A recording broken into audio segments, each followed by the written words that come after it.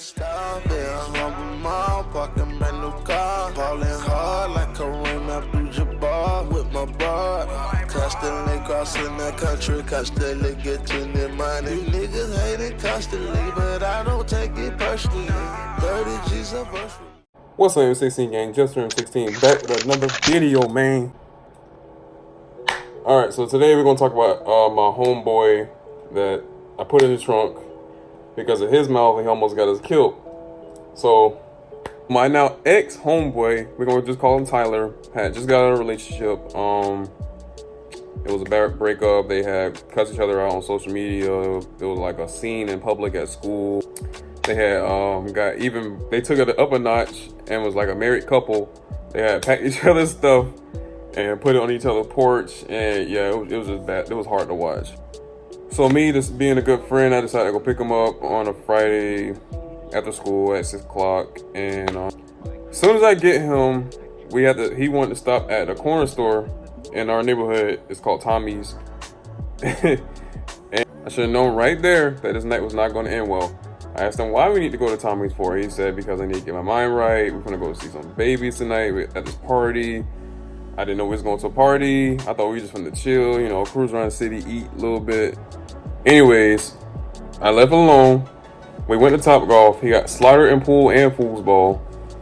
That kind of shifted his mood a little bit. So he went outside for a little smoke break.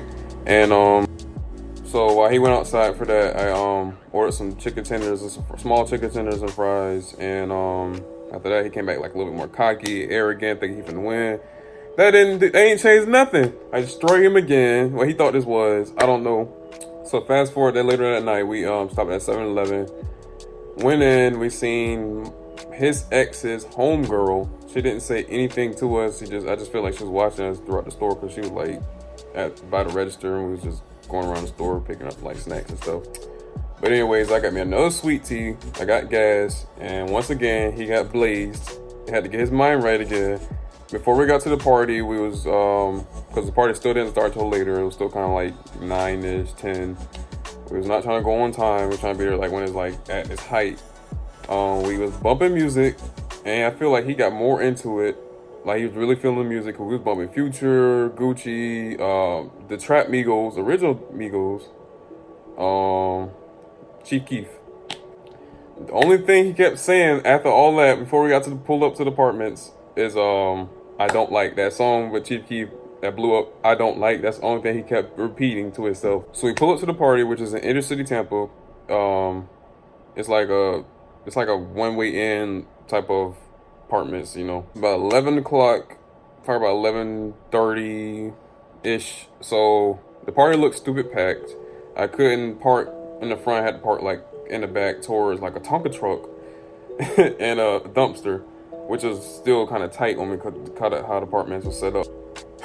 All right, so once we fast forward, we get into the apartments. The party is lit. The lights, they were kind of set up like it was kind of like a club setting where you can still see, but it's still dark. They had the music bumping. So we finally eased our way through the crowd. We found this table where it's like a concession stand. We had all the drinks and everything there. Then this man decides to take it upon himself and go ahead and get a drink. Mind you, he just smoked like earlier, like 3 times, 2-3 times already. So he drains 2 cups of drink.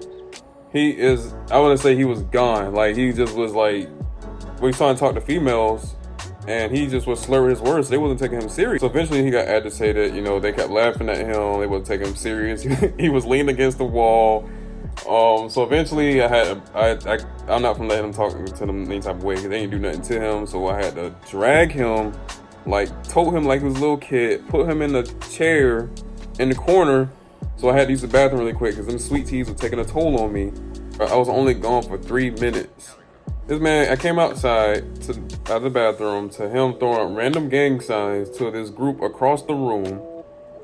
They didn't seem moved by it, but they was just down with all the situations, all the problems they wanted. They was down with everything.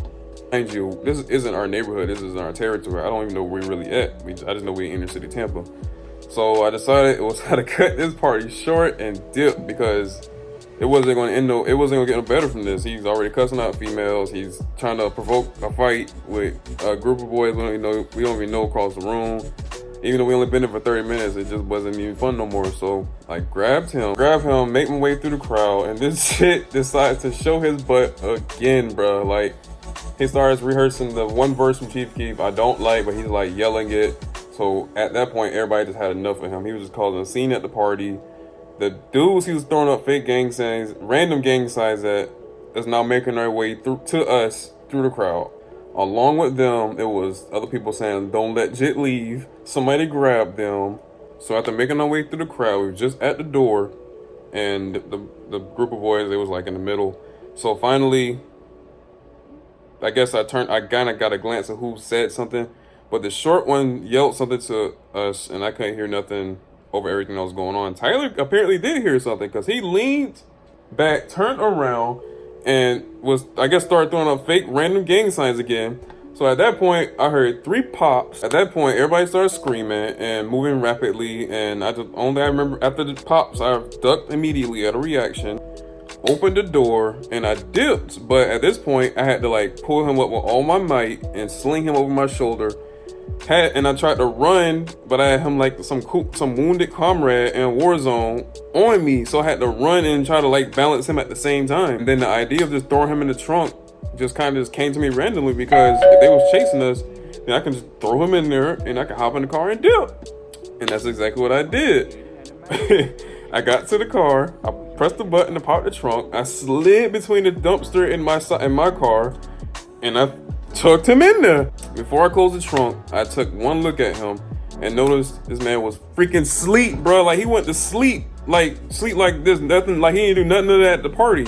I don't understand how. Like, how you go to sleep after just getting shot at? I'm agitated. My heart's already pumping from what's going on at the party, and he just went to sleep. So I slammed the trunk closed, hopped in the car, and pull off. So not that much time has happened between the shooting and, you know, us trying to leave, but they took this time to assemble at the beginning, because remember, it's only a one-way in, so they had to be about at least 20 deep, just lurking and waiting for him, just looking for him only. So they had this little fake checkpoint that I had to go through, and I wanted to like fly past them, but I couldn't. There was other cars in front of me. Now listen, I did have my piece on me, but I'm not going against the whole neighborhood, and I didn't put myself in that situation. I just wasn't finna do it, and this man just sleep in the trunk. But you could definitely tell this was their territory, because they was running through it like it was. Anyways, we get to the fake checkpoint, and they just like glued to my car on top of being glued to everybody else's car. And then they took it upon themselves to start jaywalking and peeping inside cars. I can only go so fast. I can go about like 5 to 10 miles per hour, because everybody else in front of me was kind of like jammed up too, trying to leave the party at the same time. So eventually I got agitated, because they kept peeping in my car, and you know, I mean, if you are looking for somebody, you still got, that's still my stuff, bro. You ain't finna do me any type of way. Like, come on now, bro. So, no, I wasn't gonna be jammed up at no fake traffic stop. Like, I'm not having that. It's still my stuff, and you finna, no. I was ready. I ain't say nothing to him. So I went around the cars, and barely missed a couple of them, and we dipped out on the main road. I was gonna stop at a nearby gas station, and I was gonna like put the GPS in, but noticed there was another group. It was part of the same group from the same neighborhood assembled at the store, just like they were just waiting for just for him, bro. And this man's still asleep in the trunk. He caused this much of a commotion for throwing up random gang signs, bro. No, I was not going down for him, so I did not stop. I just put the GPS in while driving. I know it was dangerous, but I was not taking no chances getting shot at because of him, bro. So anyways, put the GPS in.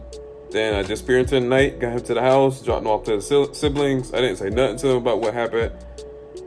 They took him in the house, and I went home. The next morning, well, the next day, it was like a middle of the day when he finally texted me talking about something, what happened.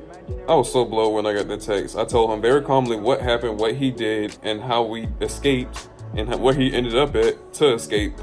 And then after that text message, final text message saying, "This is as far as we go," in all caps. "This is as far as we go in our friendship." And that was it. I blocked Jit number, and I deleted his number. You know, eventually I did run into him a couple times at school. I did not say nothing to this man. I avoided him every chance I did see him. I didn't say nothing to him. I didn't look his direction.